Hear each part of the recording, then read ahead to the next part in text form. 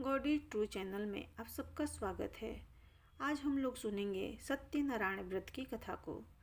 शास्त्रों में बताया गया है कि सत्यनारायण व्रत की कथा का पाठ करने से घर में सुख समृद्धि का वास होता है और भगवान विष्णु की कृपा सदैव बनी रहती है।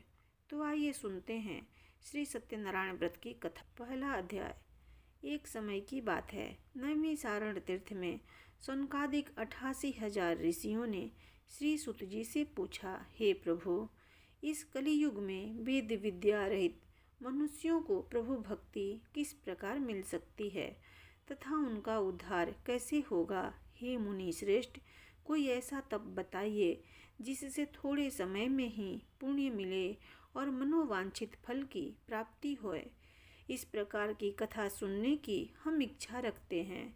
सर्व शास्त्रों के ज्ञाता सुत जी बोले, हे वैष्णवों में पूज्य, आप सभी ने प्राणियों के हित की बात पूछी है, इसलिए मैं एक ऐसे श्रेष्ठ व्रत को आप लोगों को बताऊंगा जिसे नारद जी ने लक्ष्मी नारायण जी से पूछा था और लक्ष्मीपति ने मुनि श्रेष्ठ नारद जी से कहा था। आप सब इसे ध्यान से सुनिए। एक समय की बात है, योगी राज नारद जी दूसरों के हित की इच्छा के लिए अनेकों लोकों में घूमते हुए मृत्यु लोक में आ पहुँचे। यहाँ उन्होंने अनेक योनियों में जन्मे प्रायः सभी मनुष्यों को अपने कर्मों द्वारा अनेकों दुखों से पीड़ित देखा। उनका दुख देख नारद जी सोचने लगे कि कैसा यत्न किया जाए जिसके करने से निश्चित रूप से मानव के दुखों का अंत हो जाए। इसी विचार पर मनन करते हुए वह विष्णु लोक में गए। वहाँ वह देवों के इस नारायण की स्तुति करने लगे, जिनके हाथों में शंख चक्र गदा और पद्म थे, गले में बनमाला पहने हुए थे। स्तुति करते हुए नारद जी बोले, हे भगवान, आप अत्यंत शक्ति से संपन्न हैं। मन तथा वाणी भी आपको नहीं पा सकती है। आपका आदि मध्य तथा अंत नहीं है। निर्गुण स्वरूप सृष्टि के कारण भक्तों के दुख को दूर करने वाले हैं। आपको नमस्कार है। नारद जी की स्तुति सुन विष्णु भगवान बोले, हे मुनि श्रेष्ठ, आपके मन में क्या बात है? आप किस काम के लिए पधारे हैं, उसे निसंकोच कहो। इस पर नारद मुनि बोले कि मृत्यु लोक में अनेक योनियों में जन्मे मनुष्य अपने कर्मों के द्वारा अनेकों दुख से दुखी हो रहे हैं। हे नाथ, आप मुझ पर दया रखते हैं तो बताइए कि वो मनुष्य थोड़े प्रयास से ही अपने दुखों से कैसे छुटकारा पा सकते हैं। श्री हरि बोले, हे नारद, मनुष्यों की भलाई के लिए तुमने बहुत अच्छी बात पूछी है। जिसके करने से मनुष्य मोह से छूट जाता है, वह बात मैं कहता हूँ, उसे सुनो। स्वर्ग लोक व मृत्यु लोक दोनों में एक दुर्लभ उत्तम व्रत है जो पुण्य देने वाला है। आज प्रेमवश होकर मैं उसे तुमसे कहता हूँ। श्री सत्यनारायण भगवान का यह व्रत अच्छी तरह विधान पूर्वक करके मनुष्य तुरंत ही यहाँ सुख भोग कर मरने पर मोक्ष पाता है। श्री हरि के वचन सुन नारद जी बोले कि उस व्रत का फल क्या है और उसका विधान क्या है।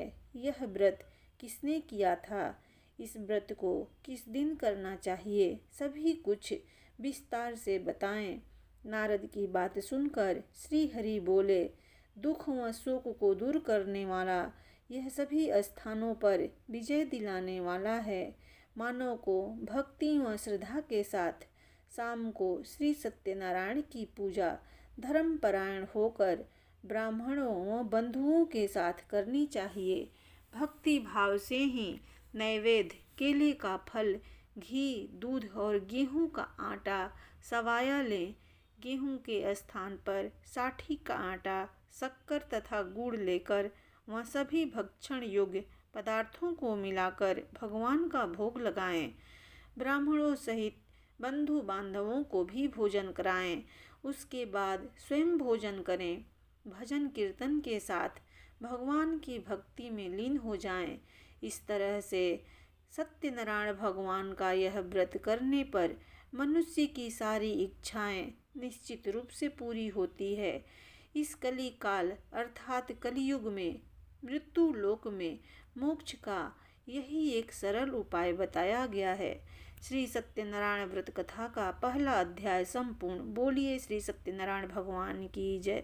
सत्यनारायण व्रत कथा का दूसरा अध्याय। सुत जी बोले, हे ऋषियों, जिसने पहले समय में इस व्रत को किया था उसका इतिहास कहता हूँ, ध्यान से सुनो। सुंदर काशीपुरी नगरी में एक अत्यंत निर्धन ब्राह्मण रहता था। भूख प्यास से परेशान वह धरती पर घूमता रहता था। ब्राह्मणों से प्रेम करने वाले भगवान ने एक दिन ब्राह्मण का वेश धारण कर उसके पास जाकर पूछा, हे विप्र, नित्य दुखी होकर तुम पृथ्वी पर क्यों घूमते हो? दिन ब्राह्मण बोला, मैं निर्धन ब्राह्मण हूँ, भिक्षा के लिए धरती पर घूमता हूँ। हे भगवान, यदि आप इसका कोई उपाय जानते हो तो बताइए। वृद्ध ब्राह्मण कहने लगे कि सत्यनारायण भगवान मनोवांछित फल देने वाले हैं, इसलिए तुम उनका पूजन करो। इसे करने से मनुष्य सभी दुखों से मुक्त हो जाता है। वृद्ध ब्राह्मण बनकर आए। श्री सत्यनारायण भगवान उस निर्धन ब्राह्मण को व्रत का सारा विधान बताकर अंतर ध्यान हो गए। ब्राह्मण मन ही मन सोचने लगा कि जिस व्रत को वृद्ध ब्राह्मण करने को कह गया है, मैं उसे जरूर करूँगा।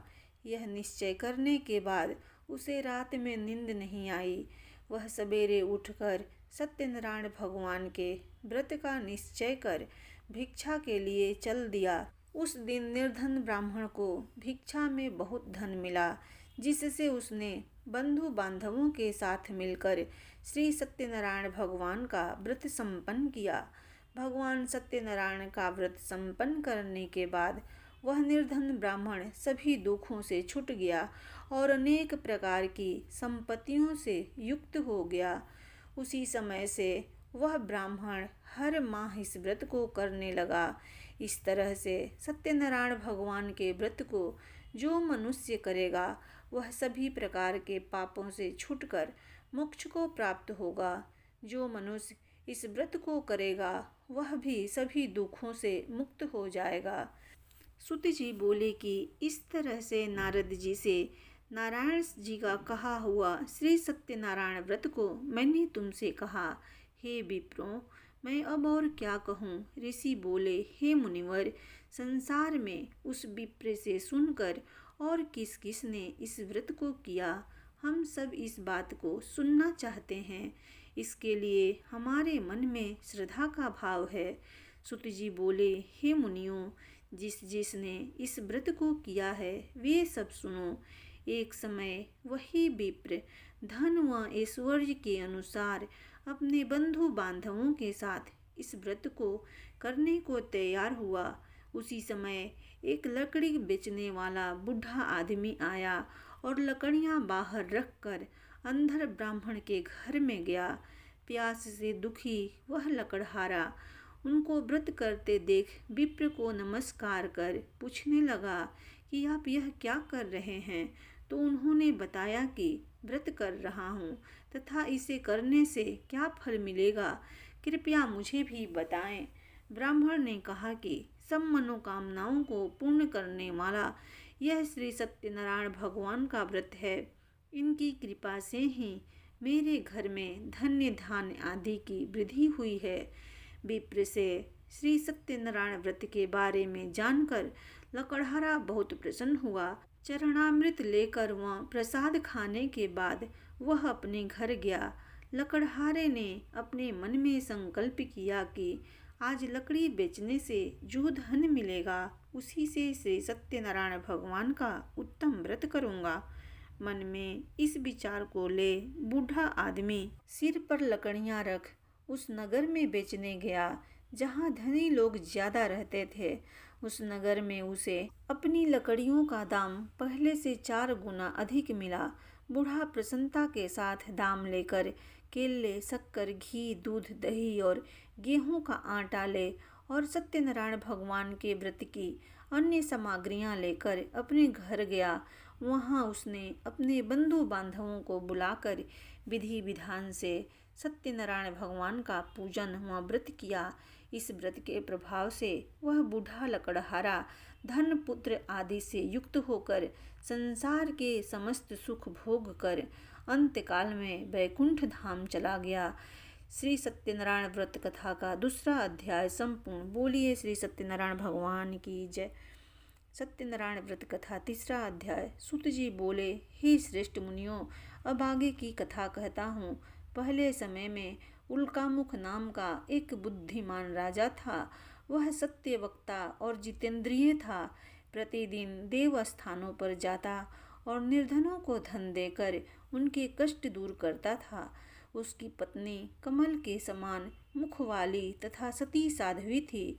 भद्रशिला नदी के तट पर उन दोनों ने श्री सत्यनारायण भगवान का व्रत किया। उसी समय साधु नाम का एक वैश्य आया। उसके पास व्यापार करने के लिए बहुत सा धन भी था। राजा को व्रत करते देखकर वह विनय के साथ पूछने लगा, हे राजन, भक्ति भाव से पूर्ण होकर आप यह क्या कर रहे हैं? मैं सुनने की इच्छा रखता हूँ, कृपया आप मुझे बताएं। राजा बोला, हे साधु, अपने बंधु बांधवों के साथ पुत्र आदि की प्राप्ति के लिए एक महाशक्तिमान श्री सत्यनारायण भगवान का व्रत व पूजन कर रहा हूँ। राजा के वचन सुन साधु आदर से बोला, हे राजन, मुझे इस व्रत का सारा विधान कहिए। आपके कथनानुसार मैं भी इस व्रत को करूँगा। मेरी भी संतान नहीं है और इस व्रत को करने से निश्चित रूप से मुझे संतान की प्राप्ति होगी। राजा से व्रत का सारा विधान सुन व्यापार से निवृत्त हो वह अपने घर गया। साधु वैश्य ने अपनी पत्नी को संतान देने वाले इस व्रत का वर्णन कह सुनाया और कहा कि जब मेरी संतान होगी तब मैं इस व्रत को करूँगा। साधु ने इस तरह के वचन अपनी पत्नी लीलावती से कहे। एक दिन लीलावती पति के साथ आनंदित हो संसारिक धर्म में प्रवृत्त होकर सत्यनारायण भगवान की कृपा से गर्भवती हो गई। 10वें महीने में उसके गर्भ से एक सुंदर कन्या ने जन्म लिया। वह कन्या दिनों दिन ऐसे बढ़ने लगी जैसे कि शुक्ल पक्ष का चंद्रमा बढ़ता है। माता पिता ने अपनी कन्या का नाम कलावती रखा। एक दिन लीलावती ने मीठे शब्दों में अपने पति को याद दिलाया कि आपने सत्यनारायण भगवान के जिस व्रत को करने का संकल्प किया था उसे करने का समय आ गया है। आप इस व्रत को करिए। साधु बोला, हे प्रिय, इस व्रत को मैं उसके विवाह पर करूँगा। इस प्रकार अपनी पत्नी को आश्वासन देकर वह नगर को चला गया। कलावती पिता के घर में रह वृद्धि को प्राप्त हो गई। साधु ने एक बार नगर में अपनी कन्या को सखियों के साथ देखा तो तुरंत ही दूत को बुलाया और कहा कि मेरी कन्या के योग्य वर देखकर आओ। साधु की बात सुनकर दूत कंचन नगर में पहुंचा और वहां देखभाल कर लड़की के सुयोग्य वाणिक पुत्र को लेकर के आया। सुयोग्य लड़के को देख साधु ने बंधु बांधवों को बुलाकर अपनी पुत्री का विवाह कर दिया। लेकिन दुर्भाग्यवश साधु ने अभी भी श्री सत्यनारायण भगवान का व्रत नहीं किया। इस पर श्री भगवान क्रोधित हो गए और श्राप दिया कि साधु को अत्यधिक दुख मिले। अपने कार्य में कुशल साधु बनिया जमाई को लेकर समुद्र के पास स्थित होकर रत्नसारपुर नगर में गया। वहां जाकर दामाद ससुर दोनों मिलकर चंद्रकेतु राजा के नगर में व्यापार करने लगे। एक दिन भगवान सत्यनारायण की माया से एक चोर राजा का धन चुराकर भाग रहा था।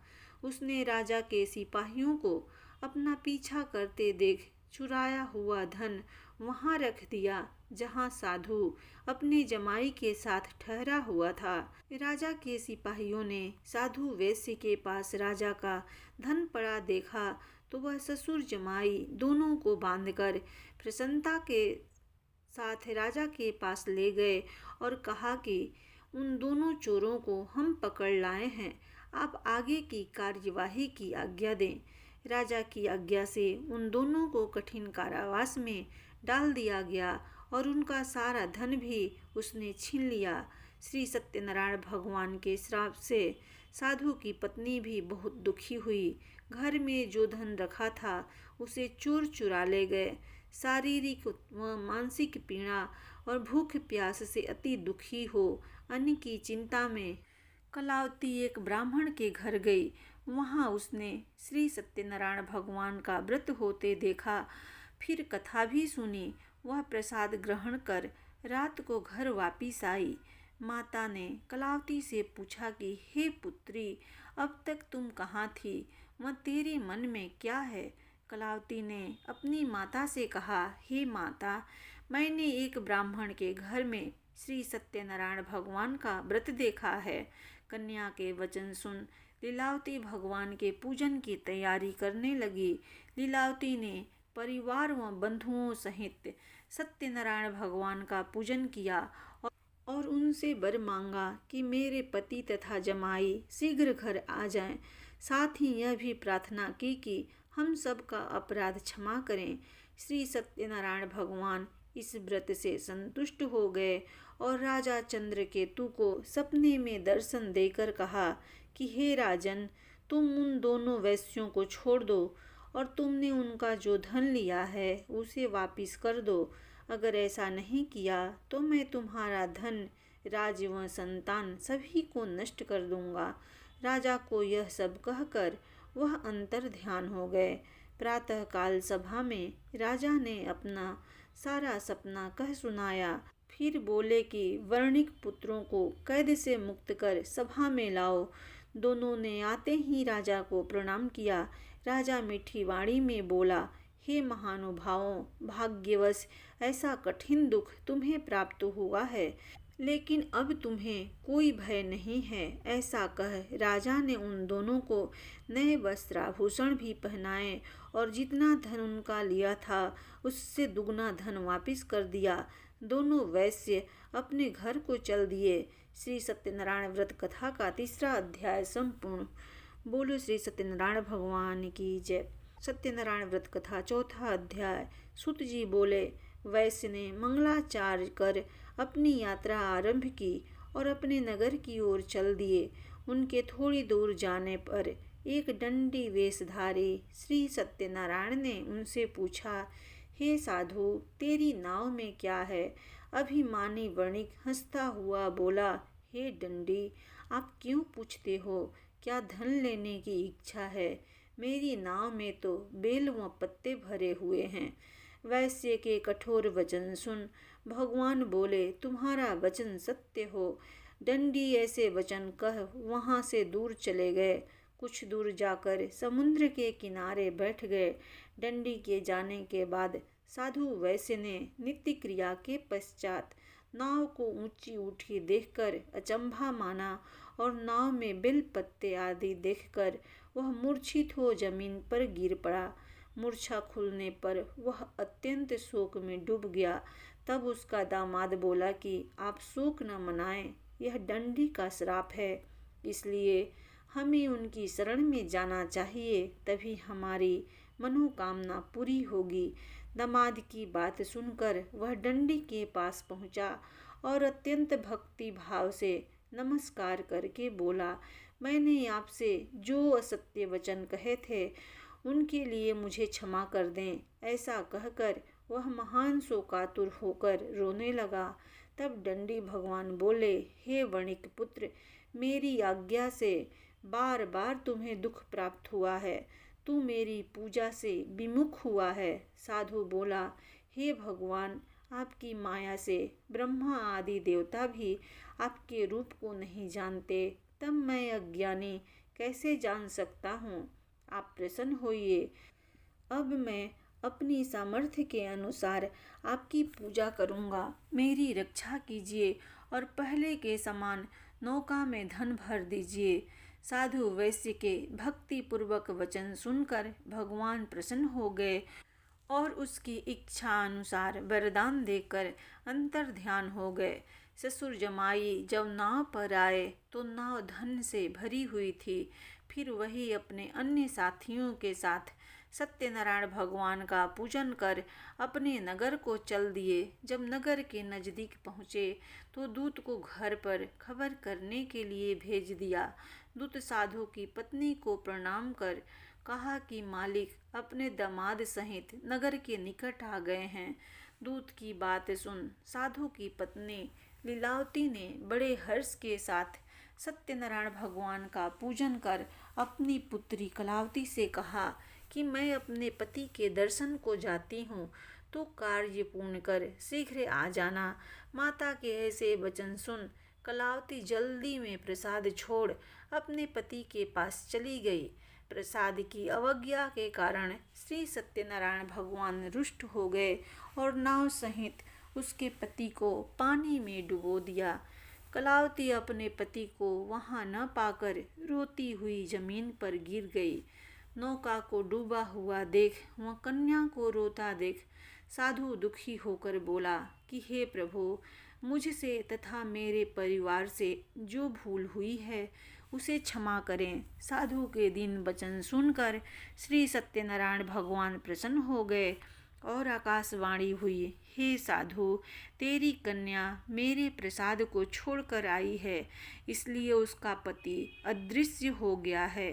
यदि वह घर जाकर प्रसाद खाकर लौटती है तो इसे इसका पति अवश्य मिलेगा। ऐसी आकाशवाणी सुन कलावती घर पहुंचकर प्रसाद खाई और फिर आकर अपने पति के दर्शन की। उसके बाद साधु अपने बंधु बांधवों सहित श्री सत्यनारायण भगवान का विधि विधान से पूजा किया। इस लोक का सुख भोग कर अंत में वह स्वर्ग को चला गया। श्री सत्यनारायण व्रत कथा चौथा अध्याय। प्रेम से बोलो श्री सत्यनारायण भगवान की जय। सत्यनारायण व्रत कथा पांचवा अध्याय। सूत जी बोले, हे ऋषियों, मैं और भी एक कथा सुनाता हूँ, उसे भी ध्यान पूर्वक सुनो। प्रजा पालन में लीन तुंगध्वज नामक एक राजा था। उसने भी भगवान का प्रसाद त्याग कर बहुत ही दुख सहन किया। एक बार वन में जाकर वन्य पशुओं को मारकर वह बड़ के पेड़ के नीचे आया। वहाँ उसने ग्वालों को भक्ति भाव से अपने बंधुओं सहित सत्यनारायण भगवान का पूजन करते देखा। अभिमानवश राजा ने उन्हें देखकर भी पूजा स्थान में नहीं गया और न ही उसने भगवान को नमस्कार किया। ग्वालों ने राजा को प्रसाद दिया, लेकिन उसने वह प्रसाद नहीं खाया और प्रसाद को वहीं छोड़ वह अपने नगर को चला गया। जब वह नगर में पहुंचा तो वहां सब कुछ तहस नहस हुआ पाया, तो वह शीघ्र ही समझ गया कि यह सब भगवान ने ही किया है। वह दोबारा ग्वालों के पास पहुंचा और विधि पूर्वक पूजा करके प्रसाद खाया तो श्री सत्यनारायण भगवान की कृपा से सब कुछ पहले जैसा हो गया। दीर्घकाल तक सुख भोगने के बाद मरणोपरांत उसे स्वर्ग लोक की प्राप्ति हुई। जो मनुष्य परम दुर्लभ इस व्रत को करेगा तो भगवान श्री सत्यनारायण की अनुकंपा से उसे धन्य धन की प्राप्ति होगी। निर्धन धनी हो जाता है और भय मुक्त हो जीवन जीता है। संतानहीन मनुष्य को संतान सुख मिलता है और सारे मनोरथ पूर्ण होने पर मानव अंतकाल में वैकुंठ धाम को जाता है। सुत जी बोले, जिन्होंने पहले इस व्रत को किया है, अब उनके दूसरे जन्म की कथा कहता हूँ। वृद्ध सतानंद ब्राह्मण ने सुदामा का जन्म लेकर मोक्ष को प्राप्त हुआ। लकड़हारे ने अगले जन्म में निषाद बनकर मोक्ष प्राप्त किया। उल्कामुख नाम का राजा दशरथ होकर वैकुंठ को गए। साधु नाम के वैश्य ने मोर ध्वज बनकर अपने पुत्र को आरे से चीरकर मोक्ष पाया। महाराज तुंगध्वज ने स्वयंभू होकर भगवान में भक्ति युक्त हो कर्म कर मोक्ष पाया। श्री सत्यनारायण व्रत कथा का 5वां अध्याय संपूर्ण। बोलो श्री सत्यनारायण भगवान की जय। जय लक्ष्मी रमणा स्वामी, जय लक्ष्मी रमणा। सत्यनारायण स्वामी जनपातक हरिणा। ओम जय लक्ष्मी रमणा। स्वामी जय लक्ष्मी रमणा। रत्न जड़ित सिंहासन अद्भुत छवि राजे। नारद करत निरंजन घंटा ध्वनि बाजे। ओम जय लक्ष्मी रमणा। स्वामी जय लक्ष्मी रमणा। प्रकट भये कलि कारण द्विज को दरस दियो। बूढ़ा ब्राह्मण बन कर कंचन महल कियो। ओम जय लक्ष्मी रमणा। स्वामी जय लक्ष्मी रमणा। दुर्बल भील कठारो जिन पर कृपा करी। चंद्रचूड़ एक राजा तिनके विपत्ति हरी। ओम जय लक्ष्मी रमणा। स्वामी जय लक्ष्मी रमणा। वैश्य मनोरथ पायो श्रद्धा तज दीन्ही। सो फल भोग्यो प्रभु जी फिर स्तुति किन्ही। ओम जय लक्ष्मी रमणा। स्वामी जय लक्ष्मी रमणा। भाव भक्ति के कारण छिन छिन रूप धर्यो। श्रद्धा धारण किन्ही तिनको काज सर्यो। ओम जय लक्ष्मी रमणा। स्वामी जय लक्ष्मी रमणा। ग्वाल बाल संग राजा वन में भक्ति करी। मन वांछित फल दिन्हो दीन दयाल हरि। ओम जय लक्ष्मी रमणा। स्वामी जय लक्ष्मी रमणा।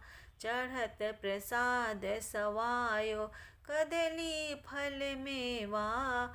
धूप दीप तुलसी से राजी श्री सत्य देवा। ओम जय लक्ष्मी रमणा। स्वामी जय लक्ष्मी रमणा। श्री सत्यनारायण स्वामी जी की आरती जो कोई नर गावे। रिधि सिद्धि सुख संपत्ति सहज रूप पावे। ओम जय लक्ष्मी रमणा। स्वामी जय लक्ष्मी रमणा। सत्यनारायण स्वामी जनपातक हरिणा। ओम जय लक्ष्मी रमणा। प्रेम से बोलो श्री सत्यनारायण भगवान की जय।